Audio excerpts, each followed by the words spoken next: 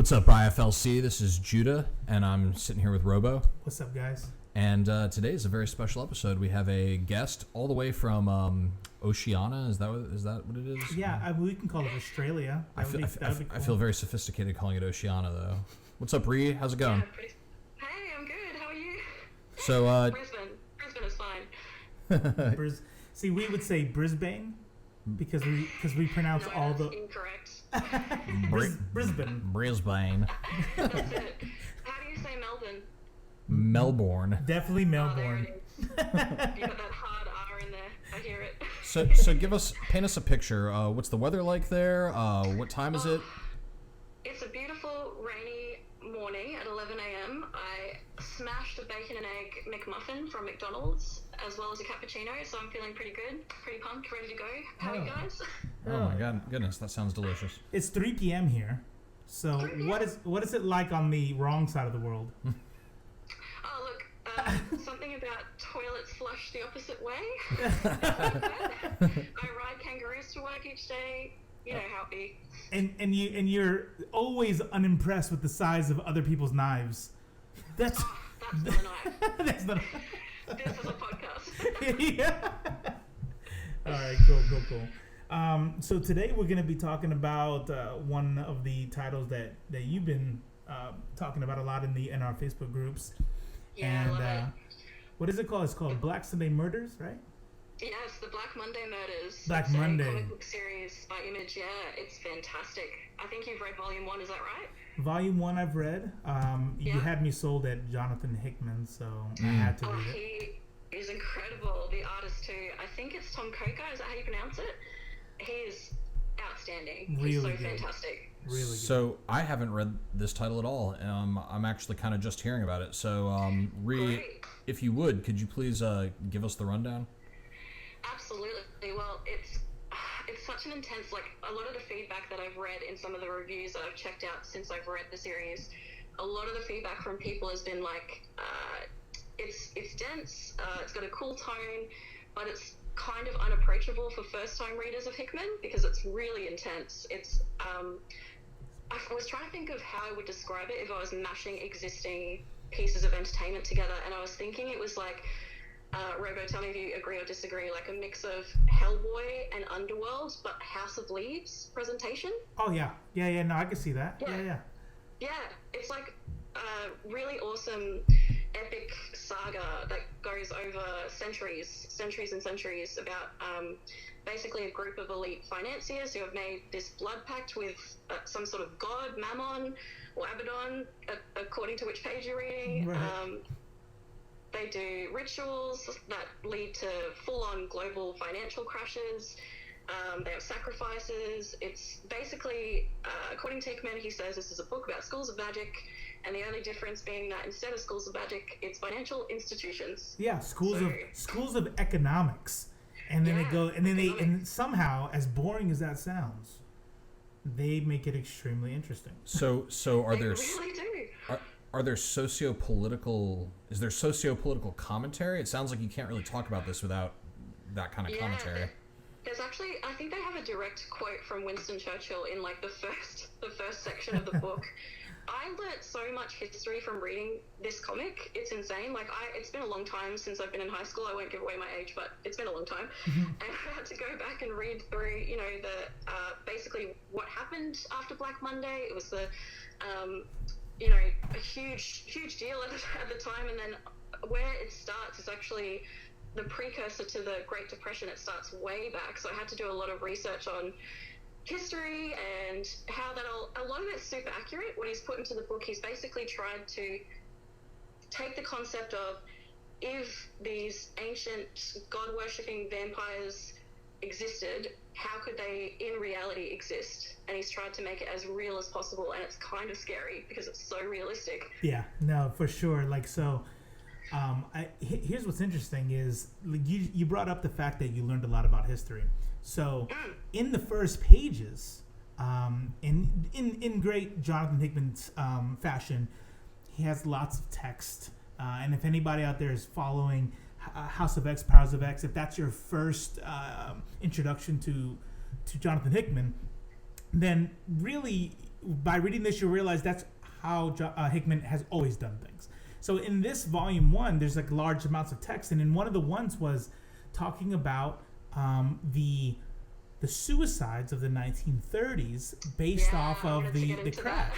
And so, okay, so I won't steal your thunder, but just when they brought that up, and then in the fiction part of it, they go, well, here's what we'll do: we'll start a fact-checking website, obviously alluding to Snopes type of deals, and then we'll just tell the world, we'll tell them like 99% truth, but then we could put whatever we want in the middle of the 99%, and then we'll say that nobody actually killed themselves, which is the truth. Nobody, like, that actually is an urban legend, but what Jonathan Hickman is saying is, are you sure? You know what I mean? Yeah. So go ahead, sorry. Really great quote. Oh, no, I totally agree with you. There's a really great quote towards the end of the book that I think sums it up really well, where he says something like, a truth can only be disguised by a greater truth, a lie can only be disguised by a greater lie. So they're basically, trying to make it as based in reality as possible, and it is at times terrifying because it's so accurate. That I learned so much from reading this book. When you were talking about those people throwing themselves off the buildings in that financial crash way back when, before the Great Depression, that is totally false. I had no idea until I started researching that is made up by newspapers. Same, exactly. Papers. Yep. Yeah. Really? I did not know it's that. not true. Yeah. Wait, so nobody? I have this very. Like two. Yeah. It's two like actual ones. Yeah. So like the mass suicides that they had the headlines about were totally false. They had suicides from all types of people from all walks of life, not just bankers. Yeah. Because it was hard. The times were hard. It was before the Great Depression, so people wanted to off themselves, but they definitely didn't have mass jumpers off buildings or any of that stuff they were proclaiming at the time. It wasn't actually raining men. That's crazy because that like image is inextricable to me from that event. Like whenever I think about the Great Depression and Black Monday? Yeah. The first thing that my mind goes to is some businessmen throwing themselves out the windows because they lost all their money. Yeah. It's so funny. Black Thursday is the precursor to the Great Depression. Black Monday is the one in the 80s. Oh, okay. Yeah, Excuse me. The Black Monday. There's been a few the black. crashes. Yeah, If you would just read the fucking deal, you would know that. that's a quarter for the swear jar. I learned so much history from this. I did not go into this with any of this knowledge that I've come out with, so there's no judgment. No, for sure. But it's great though because, like most things, now you can go the rest of your life looking down on people and saying, "What? You didn't know that?" That was my plan all along. That's really my goal. So yeah, so this is actually really good. I'm gonna admit something though, and tell me if I'm just an idiot. Were you confused by like the first half and then it all started coming together, or did you just get it from it? Yeah. I think he did that intentionally.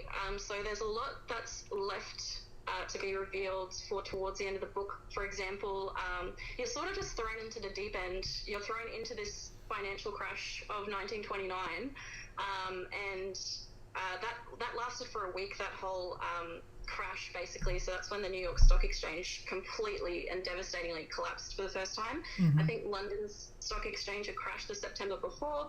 Then they had that 12-year-long Great Depression. So you basically go straight into this guy, Mr. Ackerman, and his butler.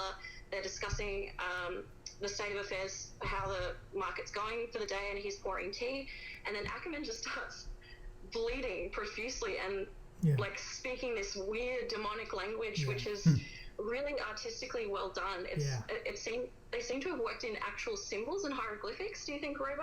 No, yeah, for sure. They had to have, because he references a couple times how like one of the symbols came from Mesopotamia. I will admit that I didn't like read into it like I did when they were mentioning Snopes and the whole suicide deal. I didn't actually fact check whether or not these symbols are they don't look similar to any hieroglyphics from Egypt, but maybe I don't know. I don't know if you noticed this too reading through, but I definitely there were instances of pages where there were like codes in the corners. There Yeah. were like letters in brackets with commas. Yep. I don't know if anyone's bothered translating that, but I couldn't find anything about that online. So then it might be that he's actually written this language for the book, and there is some sort of translation out there online that I haven't found.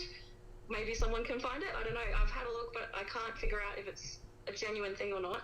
But there's definitely code hidden in the comic. Well, that sounds like a very Hickmanish thing. Like, I'm dying to read this now after listening to you guys talking about it. But It's great. that sounds extraordinarily Hickmanish, which is one of the things that I really like about him. The question I have is, so it sounds like this is very grounded in reality, but it also has a fantastical element. How much of it is fantasy? Yeah. How much of it is grounded in history? And do those two elements mesh well, would you say? Ooh, Robo, do you want to take this one? I don't know. Yeah. So what I'll say is this, like exactly what she said at the beginning of the deal. It'll take elements of what has happened, and then imagine a conspiracy theory about it, right? I mean, I'll give a parallel. Imagine you take a story about 9/11, and then you kind of take all these conspiracy theories about it, whether you want to talk about the Illuminati or we knew it was going to happen, or we did it ourselves. Or the Jews, or... Yeah, especially the Jews. But just kidding. And then I make a fiction about, but here's what I do with the fiction if I'm Jonathan Hickman. I'm doing a story about 9/11, and I take all these conspiracy theories, but instead of making it about a certain racial group or a certain government agency, I'll say it's vampires. Huh, okay. You know what I mean? And so and then what we'll do is, in this story, the towers will actually get hit. We will actually go to Iraq. We actually will go to, Afghanistan. And then, 3 years later, inexplicably, we'll go to Iraq. And somehow there'll be whatever. But all the tie-ins... Go ahead. Yeah. Oh, sorry, I was just going to say, I think he's done it really well in terms of, like, you're right, Judah, he's used, like, real...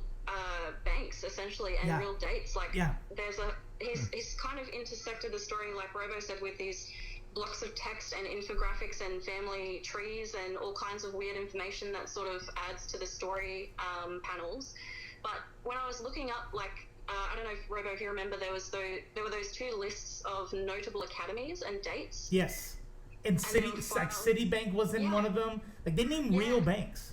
Wow. Yeah, real banks, and they're real founding dates. Yeah. So Barclays in 1690, Bank of England in 1694, the Bank of New York Mellon in 1784, JP Morgan Chase & Co. in 1799. But I think Cana, if that's how you pronounce it, I think that's supposed to be representative of the Mercantile Bank of India, London and China. Oh, I wow. think that's what it's supposed to be. Yeah, but I'm not sure if he couldn't use that name for whatever reason, so please don't sue me if that's the case.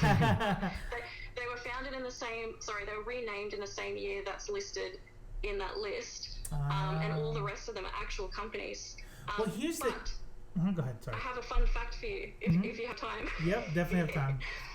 One of those in that list was Goldman Sachs in 1869. When I started looking into it, because we were talking about, the politics side and stuff as well, so many former employees of Goldman Sachs have moved on to government positions. If you look it up, it's like two former U.S. Secretaries of the Treasury, the current United States Secretary of the Treasury, the John C. Whitehead, Gary Cohn, Mario Monti, the Prime Minister of Italy, my ex-Prime Minister, Malcolm Turnbull, the former Prime Minister of Australia, used to work for Goldman Sachs. It is nuts. Once I started digging into it, Isn't that nuts? Wow. Yeah. So this is fiction, but it sounds like extraordinarily convincing fiction. He's really researched his stuff, and he's tried to make it like, the only way I can think of to describe it is, if this really happened, how could it really happen? And he's gone and researched, put it all together. These are the types of people that would be in that scenario. That's right. It's frightening, and it's amazing. Wow. Yeah. So like when you look at everything she just said, right, and it's all true. I'm not really big on conspiracy theories. So like I think rich people stay rich, and then money stays in the family. So when I hear about all these Goldman Sachs things, I'm like, well, when you have 1% of the world, managing 80% of the world's wealth, like like, of course, you're gonna have a lot of similar last names, a lot of old money who's been running countries since the 1700s because it stays that way, right? Yeah. But what we say is whether it's anti-Semitic tropes like the Rothschilds, the conspiracy theory, or the Goldman Sachs deal, what a fiction writer, what he's doing is like let's not say it's the Jews. Like, what if they're aliens? What if they're vampires? What if they're a color of demons, and they're the ones? And then you're like, whoa, mind blown. Yeah, and it's an awesome story.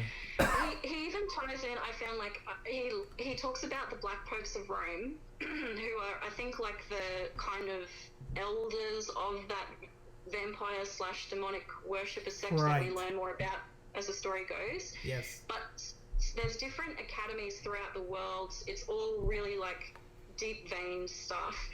And some of the terminology that he uses, like hyperpyron and numisma, are like traditional, what is it, Byzantine Empire? Oh, okay. Gold. That was their currency. That was their coin. So like he's tied in that terminology, and even like so good. I noticed like troika. Yeah. Like the use of the word troika. So I don't know if you guys, this is such a weird tidbit, but have you ever played Vampire the Masquerade Bloodlines? I've heard of the game. I have not played it. It is an essential game for vampire lovers, and it is developed by Troika Games. Okay, now it all comes together.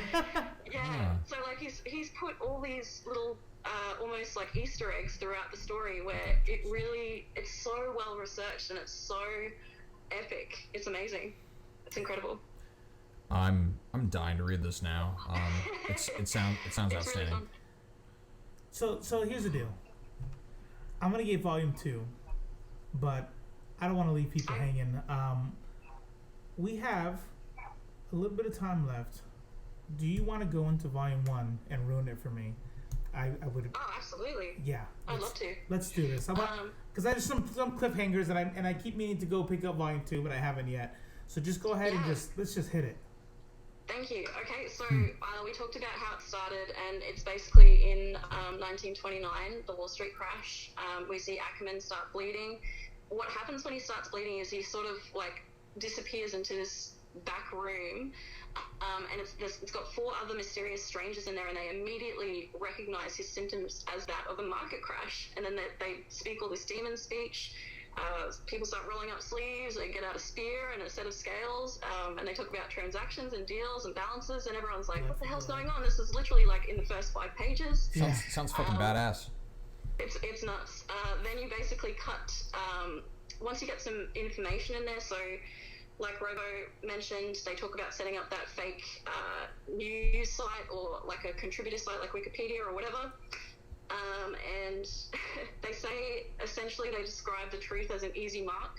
Mm-hmm. Not so much in reference to conspiracy theories like the staged moon landings and grassy knolls and all that stuff, but lies that get repeated often enough by respected sources that they become accepted truth. That's the quote that I took from that page. Nuts.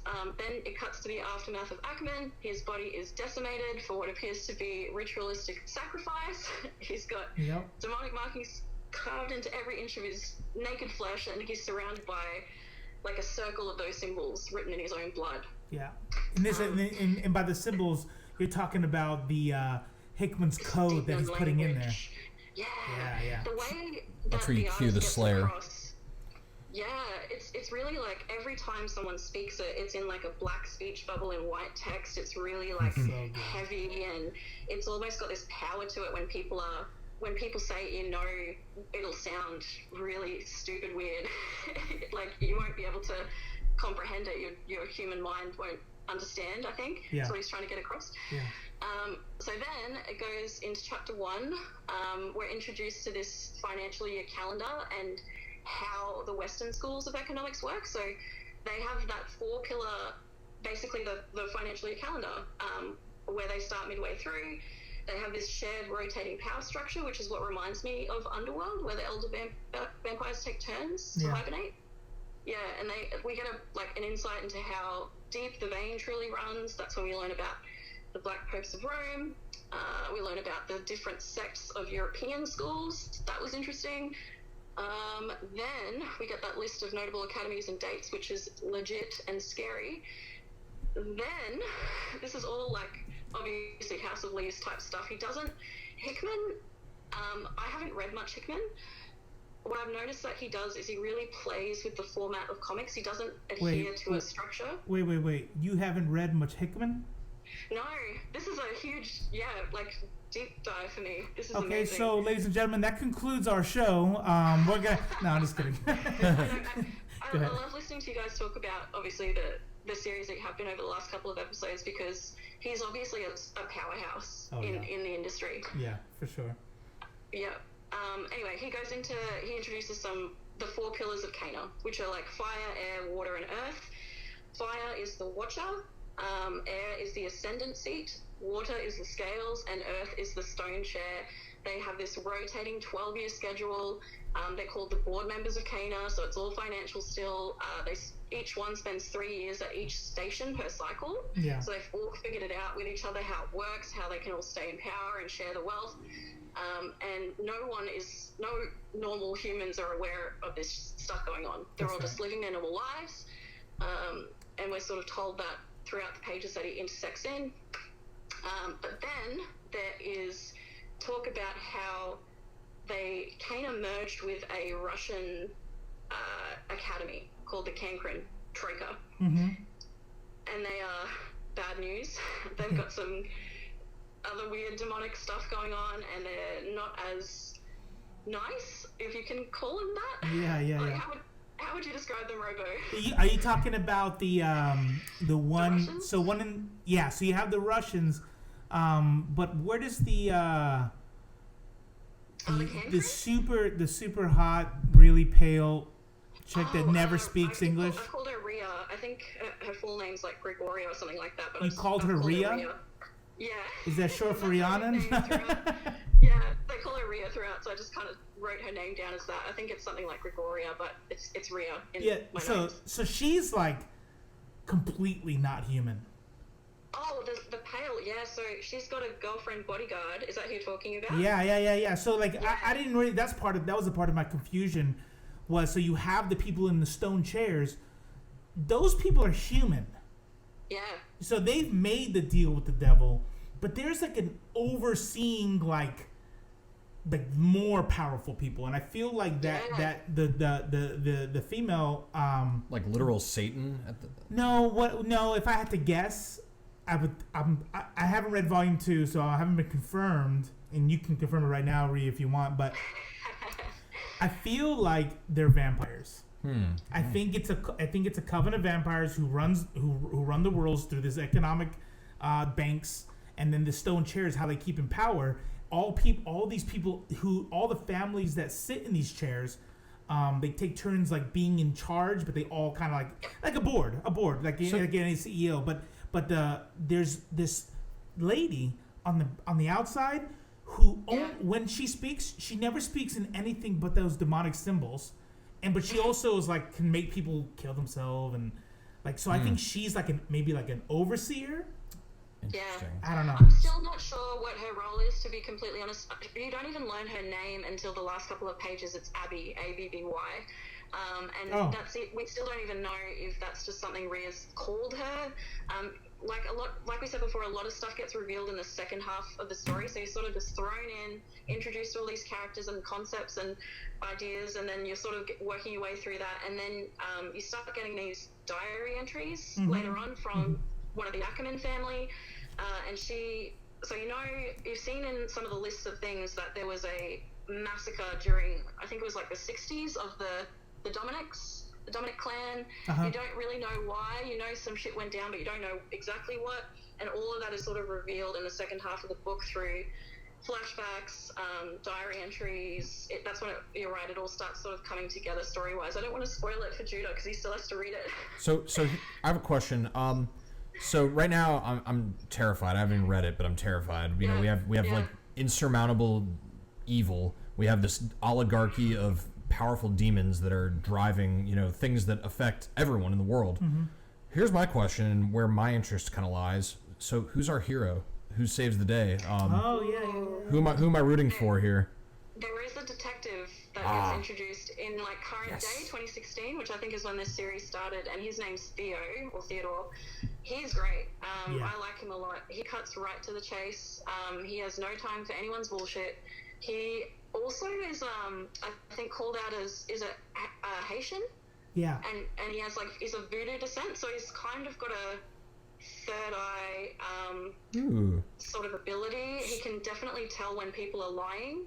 And so that makes him an excellent detective, obviously. But when you're first introduced to him, he's actually being stuck as a desk jockey because you learn that he shot a civilian in cold blood in the street. I love it. Once they investigated that civilian's house, though, they find. So he's the hard-boiled. He's like the hard-boiled detective. Like, But what she's saying now I'm riding a desk. No, but what he's saying is yes, that. So they do that trope. But what she just said was, I didn't want anybody to miss it. Was he kills somebody straight up, like extrajudiciously, and they're like, oh, what the fuck? So this dude's about to go to prison. They backstory this. It's not in the book, but they like you're lucky you're not in prison right now because when they go to do the investigation of the person he's killed house, this dude's like some crazy criminal, like some crazy murderer. A serial killer. Yeah, a serial killer. Yes. Oh, that's right. It was a serial killer. He's got heads in his freezer. He's got his next victim tied to the bed. So they didn't fire him. He doesn't go to prison. So how much can you punish the guy who killed a serial killer? Right. Yeah. Exactly. But still, everyone was like, "How did you know?" But he's like, "I just knew." And so one of the main kind of like parts of this is an interrogation of one of the family. Are you about to get into that part? Oh, I was hoping you would bring it up because that has some of the best pages in the book, and there are some really good pages in this book. The exchange with him and his lawyer. Yep. How freaking flawless. I'm on the edge of my seat. Tell me about it. Yeah, go ahead, Robo. Okay, so one of the dudes gets killed, right? So so Rhi brought it up earlier. One of the family members gets killed, and he has the symbols carved in his chest, and then symbols around him in blood. And so when they look at the security cameras, they take one of the Russian dudes, and I can't remember his name, but they take this Victor. one. What is it? Victor, like exactly from Underworld. I wish I was joking. Viktor, Victor. Yep. So Victor gets arrested, and he's like this fat older dude, and so he comes in. He is like not fazed at all. Matter of fact, when he's getting arrested, he's like, "Do you think you have any power over me? Do you think this freaking matters?" He says, "Do your worst." And like the last panel before it goes to the next chapter is, "I plan to." And man, I'm just gonna ruin the whole thing. Check this out. So they go in, and so he's sitting in there, and this dude, he's a balding, fat, like older dude, like a typical CEO. But whoever inked it, I don't know. Michael Garland, he did the coloring. Tomm Cooker's the artist. By the way, let me pause real quick and give a quick shout out because you were talking about, and I think letterers don't get enough love. But Russ Wooten, he does the lettering, and he's the one who did the actual dark demonic thing, which makes it just ties it all together. So I just wanted to throw that name out there. But the way they draw Victor, the way the inker, I wish I had his name, but the way they inked him, man, dude is like super scary, super impressive. Yeah. And I just want to. His lawyer? What's that? Are you talking about his lawyer? Sorry, now. No, not the lawyer. I'm talking about the dude who was actually charged. Oh, yep. Yeah, that's Victor, right? Oresco. Yeah, Victor Oresco. Yeah. So I'm telling you, like, I don't want to. I want to kind of emphasize before I continue the story is if you saw this dude drawn any other way, he is a stereotypical CEO kind of looking dude, balding, fat, maybe pushing 60s. But the way that he is drawn and the way the ink hits him, he's like you see the spit, and he's like, you have no power over me, and blah, blah, blah. And it's just like, this dude is a scary dude. He does not care that all the evidence is stacked against him. All right. So his lawyer comes. Go ahead. Oh, I was just going to say, talk about those pages. Like, if you keep going with the story, and I'll hop in when you get to the portal. The portal? When he stabs himself in the hand. Oh yeah, yeah. So check this out.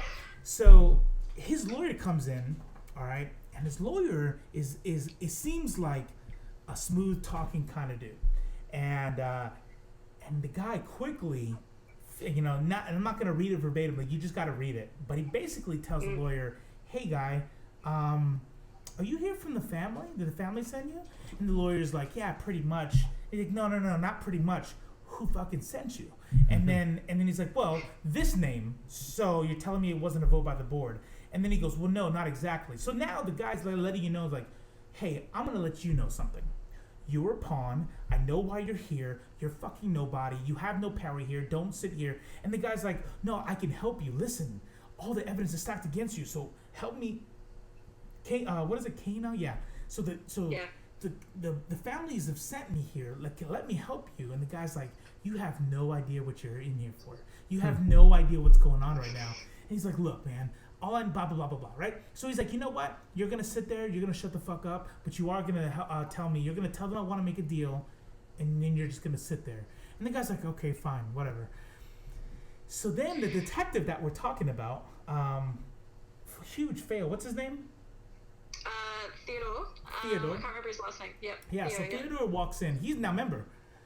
And the old dude calls out right away. He goes, you're Haitian, right? Like you have and he goes, no, I'm American. My grandfather was Haitian. But he's like, yeah, but your grandfather, was your grandmother into voodoo? And then he goes, yeah, she was. But he goes, you were always curious about it, right? And he goes, sure. So we know that the detective is not a practitioner, like not an outright practitioner of voodoo, but because of his grandmother, he has a respect or curiosity. Like he understands I don't have all the answers, but but there's obviously something else there, maybe a gift that he's not aware of, or that or that he tries to sell out. So he's talking to this dude, and they kind of doing this back and forth. The lawyer does his deal. He gives his spiel about you have nothing on my client, blah blah blah blah blah, and more or less, Victor tells the lawyer, "Okay, thanks, shut the fuck up now, right?" And then and he goes, "Tell me, detective, what do you want?" He's like, "You know what I want? I wish that me and you were two dudes at a bar, and I wish that I could just ask you a question, and then you could just answer me with all the game playing, like we were two friends at a bar." Then, holy shit! Like I'm in the airplane like yesterday, reading it. And I verbally, I verbally out loud in this quiet airplane, people are sleeping. I'm like, oh fuck!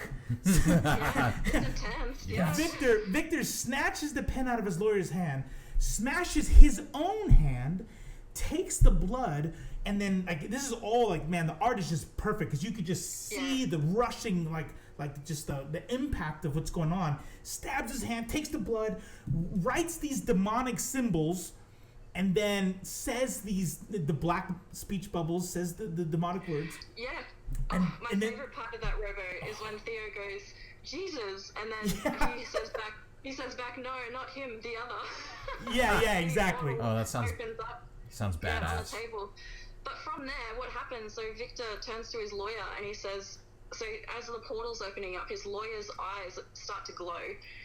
And he's essentially possessed, and he turns to him and says, bang your head on the table until I tell you to stop. Oh, and then shit. we're treated to this spectacular red and monochrome page where Victor's dialogue is punctuated by the thunks of Andrew's head repeatedly smashing against the table. So he'll have a sentence of dialogue, then it's a thunk.